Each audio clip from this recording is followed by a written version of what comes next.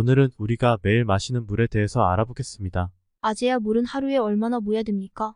하루에 물을 얼마나 섭취해야 되는가는 정확하게 정해진 바가 없습니다. 그러나 평균적으로 1.5리터에서 2리터를 마셔주라는 말이 있습니다.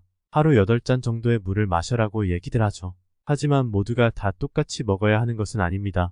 자신의 몸이 원하는 만큼 마셔줘야 건강에 도움이 된다는 것입니다.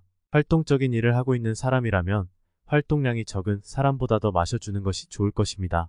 운동을 격렬히 하는 사람, 땀을 많이 흘리는 환경에서 사는 사람, 열이나 구토설사로 인한 건강상의 문제가 있을 때 임산부도 다른 사람들보다는 물을 더 마셔주는 것이 좋을 것입니다. 아재야, 그럼 물을 마시면 좋은 점이 있나요? 물 마시는 습관은 신진대사와 혈액순환을 촉진하고 장 운동을 원활하게 하는 데 도움이 됩니다. 충분한 수분 섭취는 피부를 윤택하게 하고 체온 조절, 노폐물 배설, 피로회복 등에도 효능이 있습니다. 물 마시는 습관은 척추 건강을 지키는 데도 굉장히 중요합니다. 아재야, 그럼 물을 먹으면 다이어트에도 좋나요? 체내 수분을 데우기 위해 우리 몸은 칼로리를 소모하기 때문에 물을 마시는 것은 다이어트에 큰 도움이 된다고 합니다. 특히 아무리 운동을 해도 몸무게가 잘 줄지 않는 중장년층들은 매 식사 전 물을 500ml씩 마시기만 해도 다이어트 효과를 볼 수 있다고 합니다. 아재야, 그럼 물을 적게 뭐뭐 어찌 됩니까? 하루 동안 충분한 물을 마시지 않으면 우리 몸에 안 좋은 일들이 일어납니다. 어떤 일이 일어나는지 간단하게 알아볼게요. 첫 번째, 물무게만큼 살이 찝니다.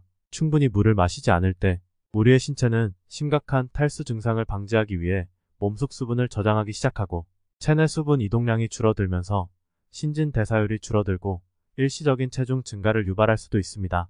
두 번째, 힘이 없고 에너지가 떨어진다. 약간의 탈수 증상만으로도 에너지 수준이 상당히 떨어지고 몸에 기운이 없어지고 나른해지는데 이럴 때 카페인이 든 음료를 마시는데 이럴수록 물을 더 섭취를 해줘야 합니다. 세 번째, 집중력이 저하됩니다. 뇌의 능력과 기능은 물에 의해서 크게 달라지게 됩니다. 약간의 탈수 증상이 생기면 뇌의 능력을 떨어뜨려 집중력을 저하시킵니다. 물은 기억력과 주의력과 집중력 감퇴를 예방할 수 있습니다. 네 번째, 뇌졸중 위험이 증가합니다. 탈수 증상이 있으면 뇌졸중에서 회복하는데 더 많은 시간이 걸리며 뇌졸중을 악화시킬 수도 있습니다. 다섯째, 짜증이 나며 배고픔을 자주 느낍니다. 물을 충분히 마셔주지 않으면 피로감이 쌓이고 짜증이 늘어납니다. 그리고 배고픔과 갈증이 혼동되는 것이 일반적입니다. 배고픔이 느껴질 때 물을 한 잔 마셔보는 것도 좋은 방법입니다. 여섯째, 두통이 있습니다. 탈수가 두통을 유발할 수도 있으므로 약간의 두통이 있으면 두통약을 먹기 전에 먼저 물을 조금씩 마셔보는 것도 좋은 방법입니다. 일곱 번째, 피부 주름이 생성됩니다. 물은 피부 탄력에 도움이 되므로 말씀 안 드려도 되겠죠? 전날 술을 많이 먹고 시체놀이한 다음날 얼굴을 보시면 피부에 물이 얼마나 중요한지 알겠죠? 여덟 번째, 운동 기능이 저하됩니다. 충분한 물이 없으면 신체는 탄수화물을 에너지로 효율적으로 전환할 수가 없습니다. 체내 수분 부족은 지방 분해를 억제합니다. 아홉 번째, 신장 기능을 저하시킵니다. 신장이 제대로 작동하려면 혈액을 묽게 할 물이 필요합니다. 물이 충분하지 않으면 신장이 혈액을 걸러내기 위해 신장에 무리가 가고 신장 기능을 저하시키는 원인이 되기도 합니다. 마지막으로 남성 발기부전을 유발하기도 합니다. 탈수된 상태에서는 발기부전을 유발시키는 호르몬 유형인 지오텐신이 더 많이 생성되기 때문입니다. 물을 충분히 마시지 않으면 남성이 안정적으로 기능을 유지하기가 어려워집니다. 아재야, 그라모 물을 너무 많이 마시면 사람이 죽을 수도 있나요? 이 말은 모든 사람에게 적용되는 것은 아닙니다.